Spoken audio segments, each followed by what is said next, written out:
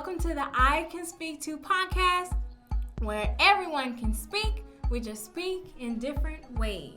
I'm your host, Portia B. So, this is season 2, episode 1, and I'm so excited.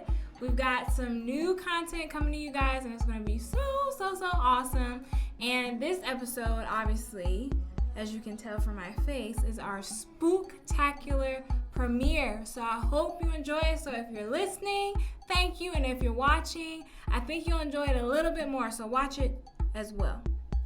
All right. So to start off, I want to talk about Halloween. Obviously, it's literally my favorite time of the year, y'all. Like, I seriously love Halloween. I love everything spooky, anything scary. I love it. I don't like pumpkin spice, though. To start off, I want to talk about my favorite top 5 Halloween movies. And I think I'm going to make a poll because I want to see what you guys' favorite Halloween movies are, too.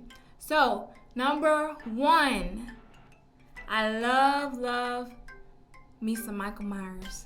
So you know what that means. The classic Halloween. It has to be the classic Halloween because it's the best slasher film ever. What's the best quote from that movie? You can't kill the boogeyman. You just can't do it, obviously, because he keeps coming back in a whole bunch of different films. Number 2, and I feel like this is a lot of people's favorites, Beetlejuice. Love Beetlejuice. I actually have some Beetlejuice shirts and some posters, which is really cool. 3, I feel like this is a Halloween staple. I feel like everybody has to watch this movie every Halloween, and they say, another glorious morning. What do you think that movie's from? Hocus Pocus! Yes! I put a spell on you, and now you're mine. I love Hocus Pocus. So 4 is The Shining. Everybody who knows me personally, and I think I've talked about it on the podcast before, just talking about movies and books and whatnot. But I'm a super big fan of Stephen King. I love Stephen King. So anything by Stephen King is awesome to me. But The Shining is an excellent movie, but the book is even better.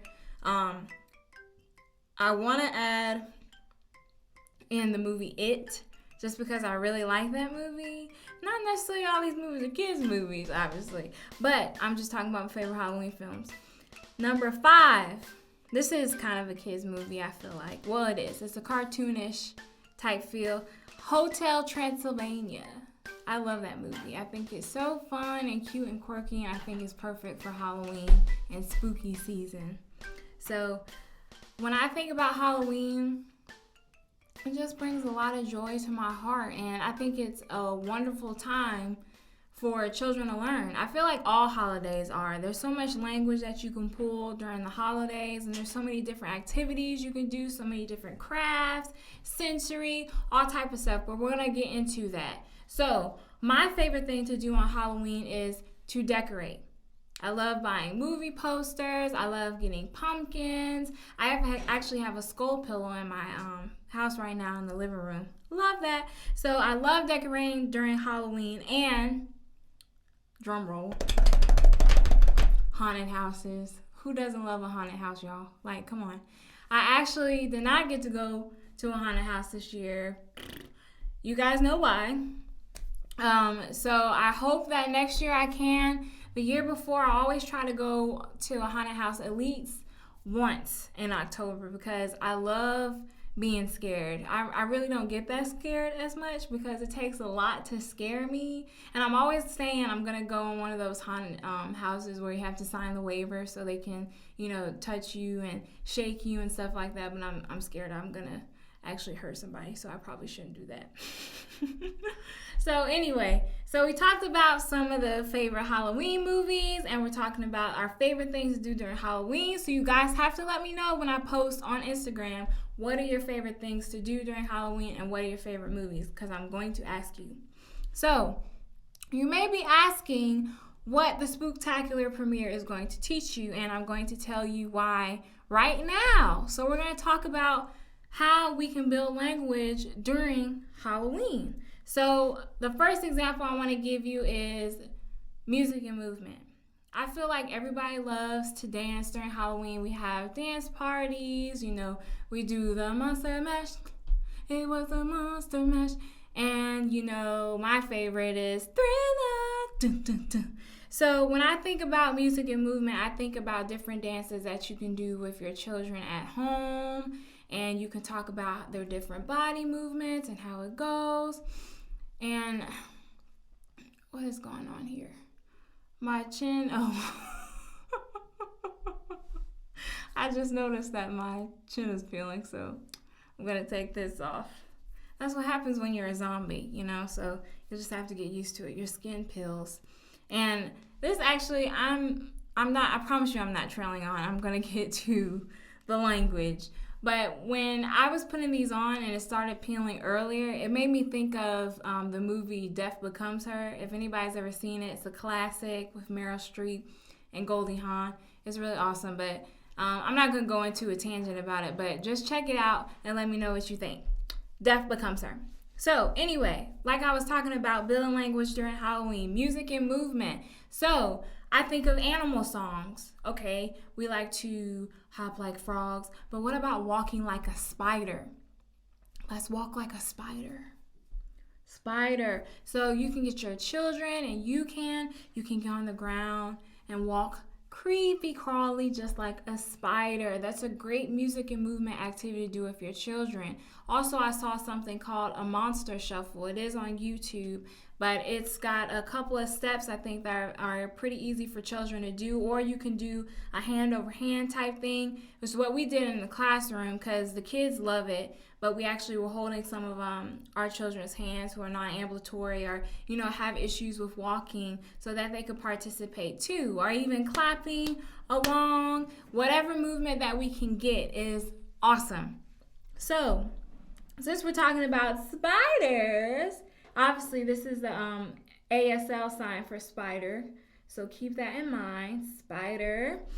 We're going to talk about some spider facts, which is a great way to build language too during Halloween, so we can still keep it creepy crawly, but we can be building language at the same time. So I'm going to tell you some facts about some spiders. All right, so 1, spiders create webs to eat their food. Obviously, we know that. But do your kids know that? Does your children know that? We don't know. So that's a great fact that you can tell them, that they spin webs to eat their food, to catch their food. So it takes about 60 minutes for a spider to spin a web. I personally did not know that. I thought they did it much, much faster. So that's another fun fact we can teach children. Also, this is crazy when I saw this, okay? It says that you are always 3 feet away from a spider.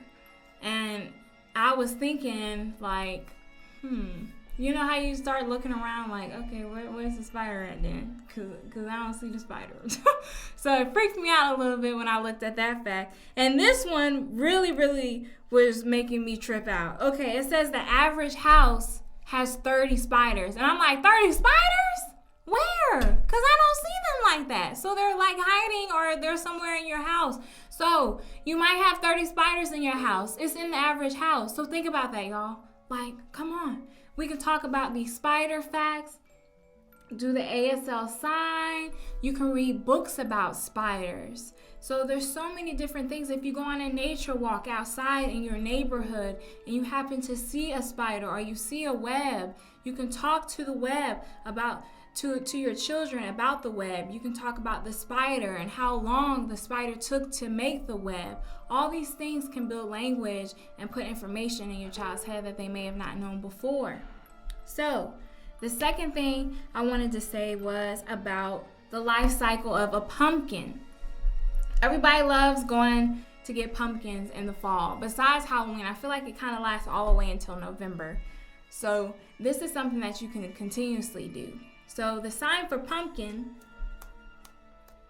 it's kind of like you're flicking at your finger, well, your hand. Pumpkin. Ow, that hurt a little bit. Pumpkin. And we know that pumpkins are orange.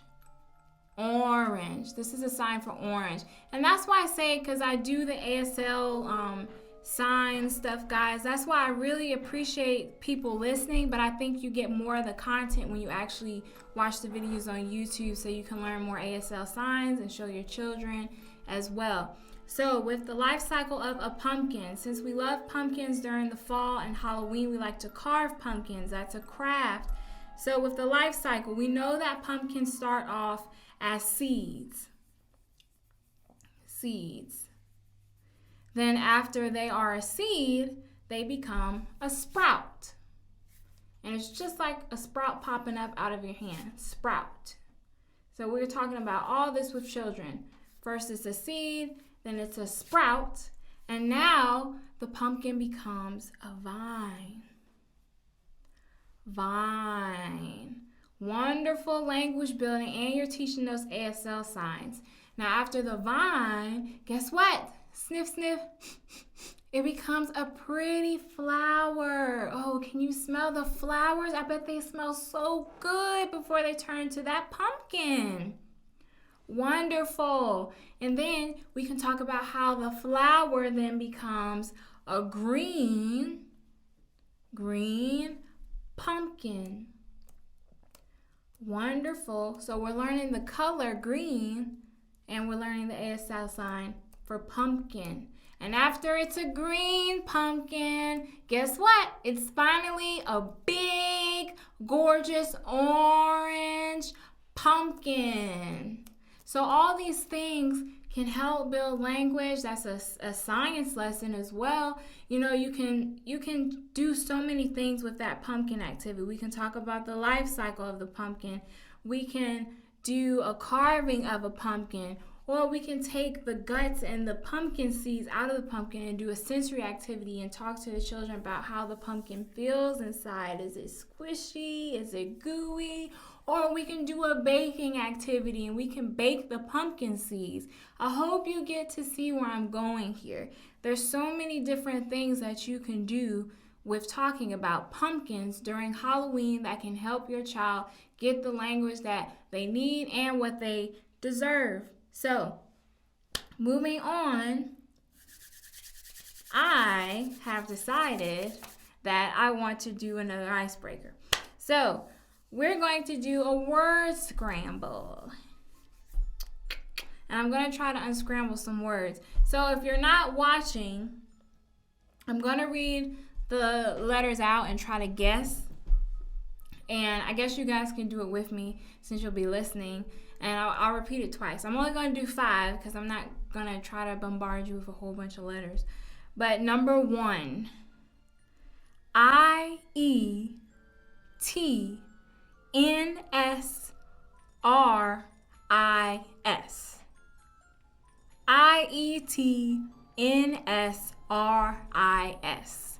And, you know, I'm looking at it, and I'm pretty sure it's sinister. I think it's sinister. It's definitely sinister. So I'm going to write this down. Sinister. That's actually a really good, if you're an adult and you're listening to this, Sinister. I like that movie. I really do. All right. The next one is EDTUNHA.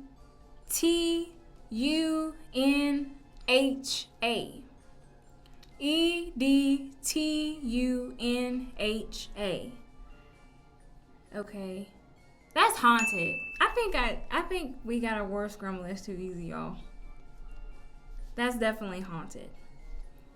All right. Third one. GTHENRIF. GTHENRIF. Okay. When I see F and I'm thinking about Halloween, I'm obviously thinking about like fright. So it's frightened. Frightened. This is too easy. I'm a pro, y'all. Are you a pro at home? Because I know y'all got this just like me. Let's go. All right, 4. OSTTENBMO. OSTTENBMO.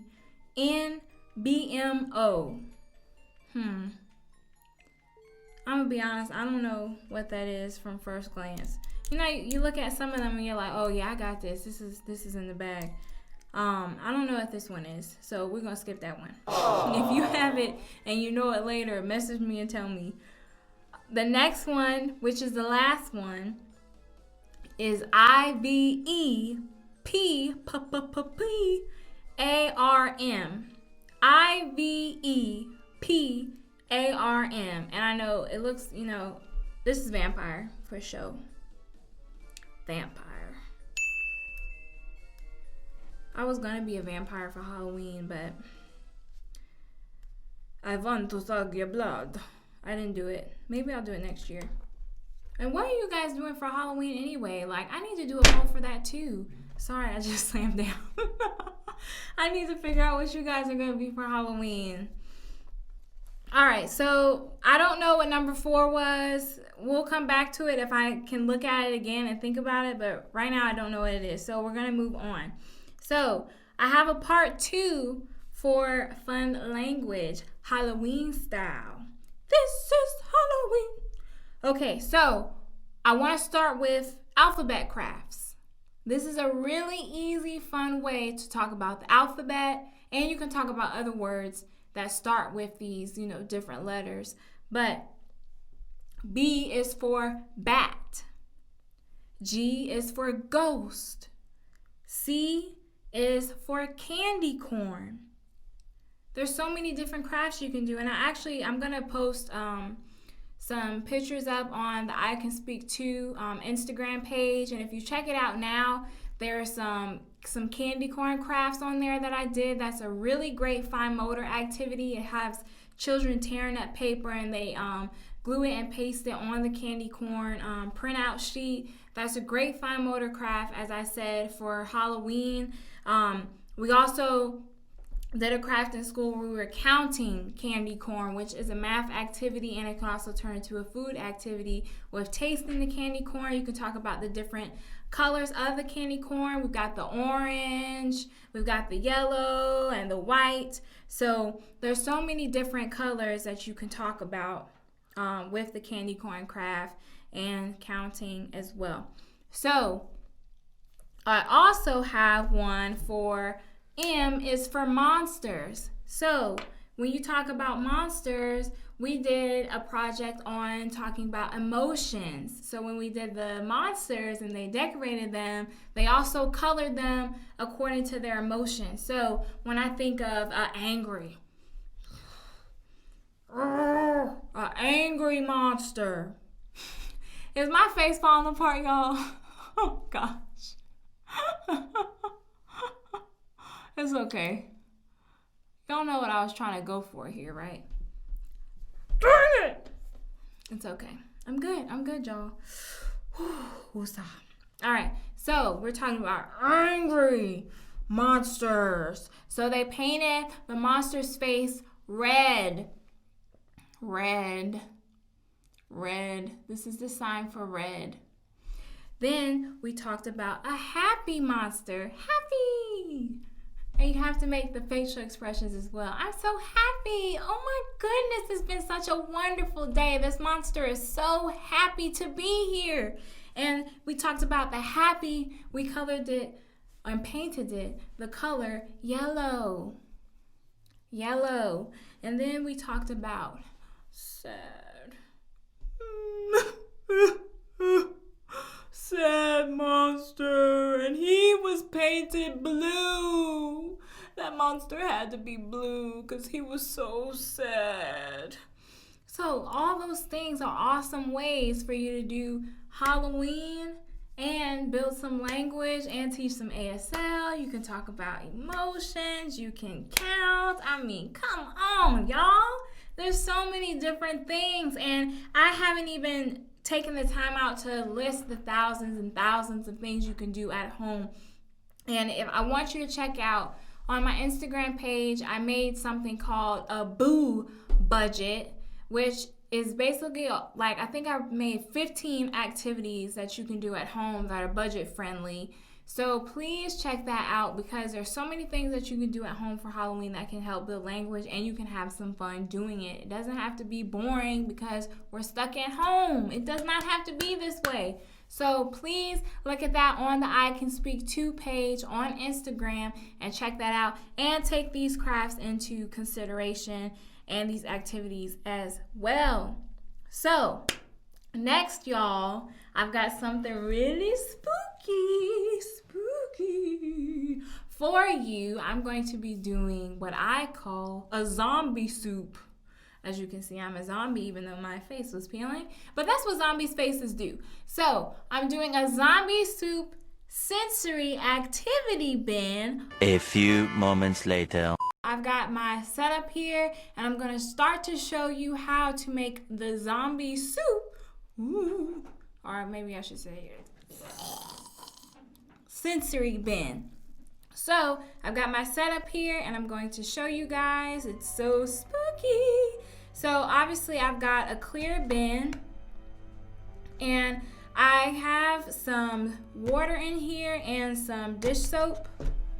I had to put some of that in here to make it a little bit more bubbly. And obviously you can do it however you want at home.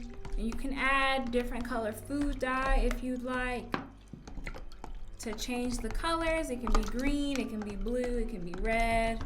Whatever color you really want it to be, you can make it that way.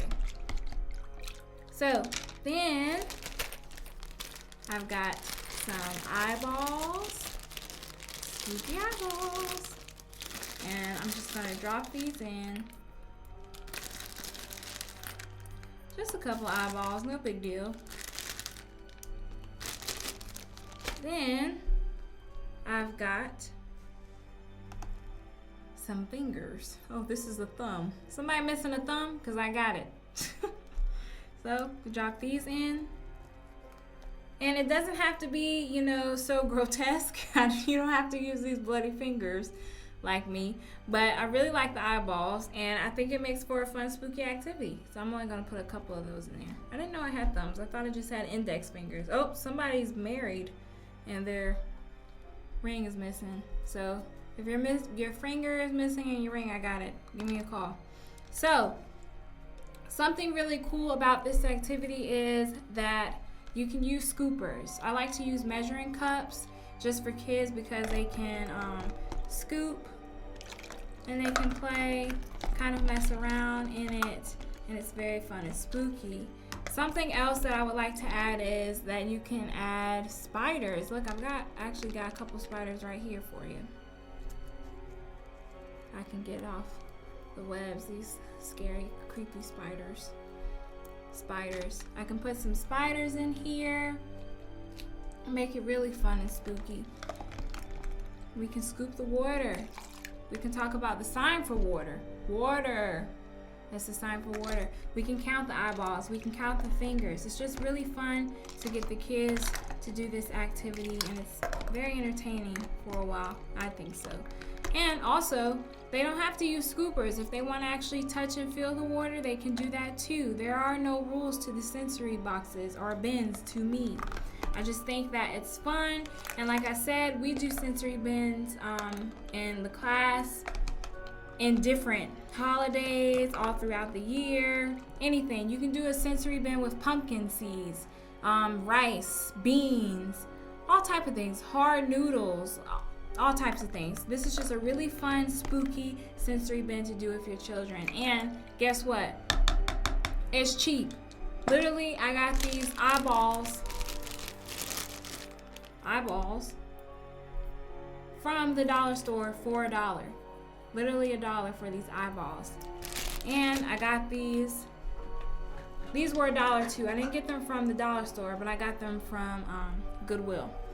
These were also only $1.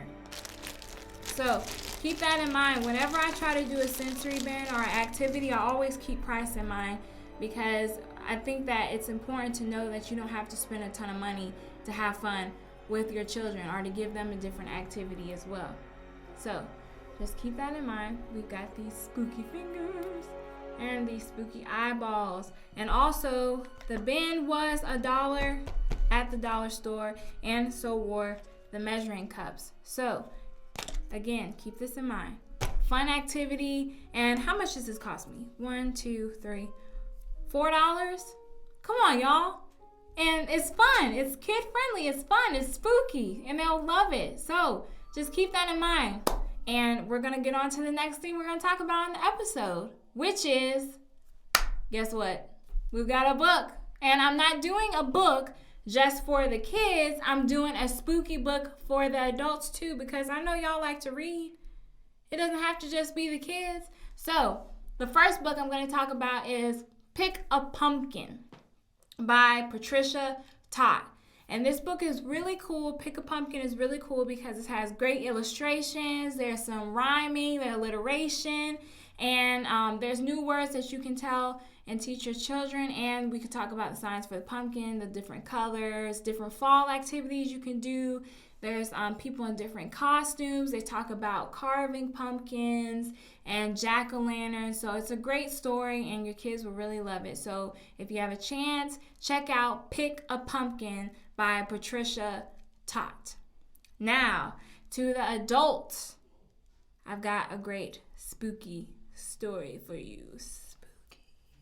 And I'm currently reading it right now. So you know it's good because I am the best. I am the best book recommender. All right? So this is called A Good Girl's Guide to Murder by Holly Jackson. A Good Girl's Guide to Murder? Oh, it's a merger, Portia. To Murder by Holly Jackson. And I'll give you a little bit of the background. It's about a girl. There was a murder in her town, and she starts to investigate it when she gets a little bit older for a senior project, and things just don't seem to be what she thought they were. So there's some secrets unraveled and revealed that might just put her in a little bit of some trouble, some scary, spooky trouble. So it's going to give you full body chills. Full body chills. So please check it out and read that awesome Pick a Pumpkin book by Patricia Todd to your kids, because my students loved that book. And they loved doing the ASL signs in the book that they remembered from the lesson. So now, guess what, y'all? We do it every single episode. Y'all know how I do. We have a spooky quote of the day. So, are you ready for the quote? Be afraid. Be very afraid.